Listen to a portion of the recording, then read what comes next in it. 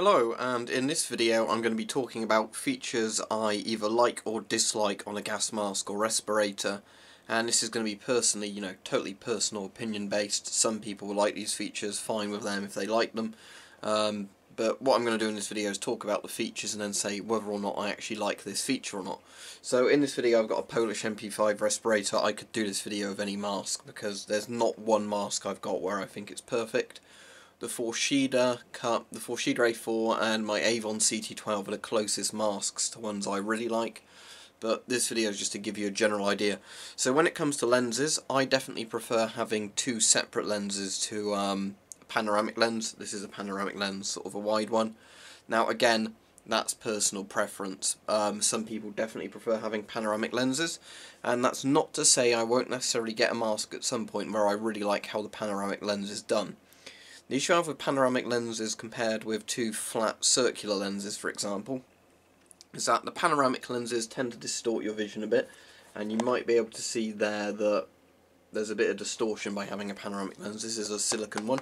If it's made from silicone, while it is flexible, as you can see, silicone is generally the most likely thing to go wrong on a mask, in terms of silicone will dry up faster, discolour faster, have leaks, things like that. Also, blister agents like mustard gas and Lewisite are good at damaging silicone, so you don't really want that for your lens.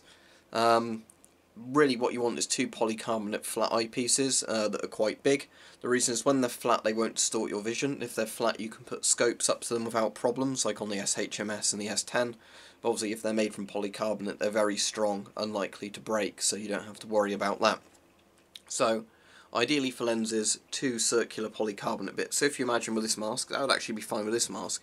If it wasn't silicone, in the middle you had some rubber, and then both of these were flat pieces of polycarbonate. I think that's pretty much what they've done on the Polish MP6 mask that's replaced this one, have it more like that. But yeah, flat polycarbonate is ideal, for me at least, if I was using a mask, because you can see well out of it, you get a good field of view, and it's very strong. Voice diaphragm, yeah, I'd definitely rather have a voice diaphragm than not have one, but I'd rather have a thick piece of plastic for a voice diaphragm. That way it's not too weak and brittle, unlikely to break, but it's not like the metal ones that are held in where that are like thin layer of tin or something, where you have to, or aluminium I suppose they're more likely to be, where you have to worry about them sort of breaking or becoming unglued.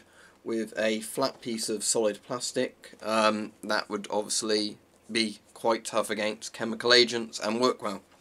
Drinking tubes, I'm not a fan of them. It's not too bad on the MP5 out of all masks. My favourite mask of a drinking tube, weirdly, is the Polish MP4B, because that doesn't have many problems despite being a stopgap mask from what I understand. But again, with drinking tubes, I've found so many masks that incorporate drinking tubes do it badly that they either compromise the mask, where you might risk inhaling through the drinking tube, various things like that. So personally, I do not like drinking tubes on masks. As I said, there are one or two masks that do it well. Lots of masks get some aspects of the drinking tube right and get other aspects wrong. As people have suggested to me before in the comments, I think an actual camelback, like the water camelback drinking systems, would be better for drinking tubes in the canteen, especially the ones that are slightly squeezy, because that way you could squeeze them to increase pressure to flow water into the mask without having to actually turn the canteen upside down and hold it over your head. That's especially frustrating when the drinking tube system doesn't connect to the canteen securely and it keeps falling out when you're holding it vertically. So I'm not a fan of drinking tubes, as I've said numerous times. They can be made right, so it's not to say that all drinking tubes are bad. It's just I've experienced a lot of masks where I don't get on with the drinking tube system. Exhale valve, any sort of exhale valve assembly is fine really. I don't have any personal preference as long as it's not something that's easy to break, whatever. Filters, ideally 40mm NATO, not GOST, because only Polish FB5 and a few other modernised filters fit them. NATO is the way to go, RD40. When it comes to straps, I'm definitely much more of a fan of having a 6-point fabric head harness, like with a big bit of mesh that you can pull tight with a quick adjust things and release, like the FM12 and CT12 have, and the Forshida masks. Not the ones like this where you hook them on, because that can be a bit awkward when you're trying to do it quickly. So again, there's lots of ways you can do it, but I've ideally found 6 easy to adjust elasticated straps are good. Rubber straps can be okay. I found on some masks rubber straps can be really awkward to pull through and release, especially if they're like the thick cut rubber straps, and that would be somewhere where I actually feel bad about pulling the straps too tightly because I'm worried that the strain of it's going to break something on the mask. Not necessarily with this mask, but for example trying to pull that through, that's quite tight. You could damage the clasp by pulling too tight on it. Luckily this is set absolutely fine for where I need the straps, but that's the sort of point I'm getting at. On elasticated straps I don't worry about pulling them too tight. Also I really like buckle systems that are obvious, it's just a threaded through buckle system, not the ones that are really complicated. The ones I really hate as well are the old style World War I, World War II, well especially World War II, I'm not sure about World War I masks, I don't have any, but the World War II British style straps, which a few other masks have, where you have to thread bits of the strap through, adjust it, see if it's right, and keep doing that until it's ready. You can't put the mask on quickly if you haven't previously adjusted it. So there's all of those. So not loads else to cover as far as I'm aware. I think the exhale valve on this mask's under this cover, isn't it? But as said, yeah, it's just a standard umbrella exhale valve, nothing interesting about that one. So yeah, ideally for me, round sort of shaped or triangular, I'm not too bothered as long as you get a good field of view that are flat polycarbonate lenses, not silicone. Easy to adjust fabric head harness, a standard thick plastic exhale valve, preferably if you can have secondary ones like the S10 has, so you can clip a radio onto it if you need to do that.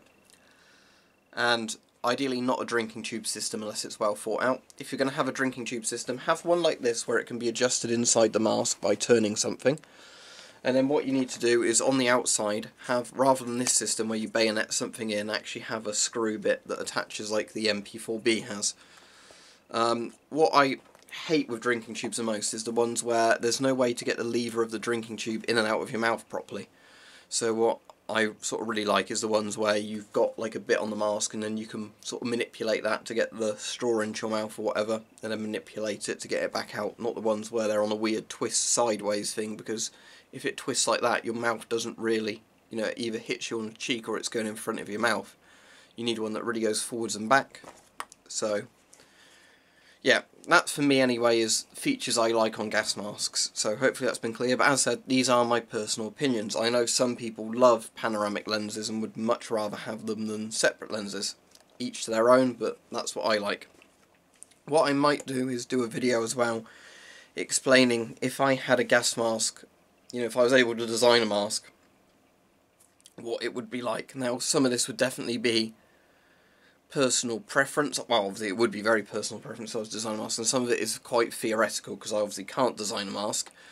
So I might go into that a bit more detail in a video of features I'd really like to see on a mask, but I think I'd end up having more like some sort of weird space age helmet thing, like a Kevlar helmet with a mask rather than simply having a mask on its own. But hopefully that's cleared up features I like and dislike on a mask.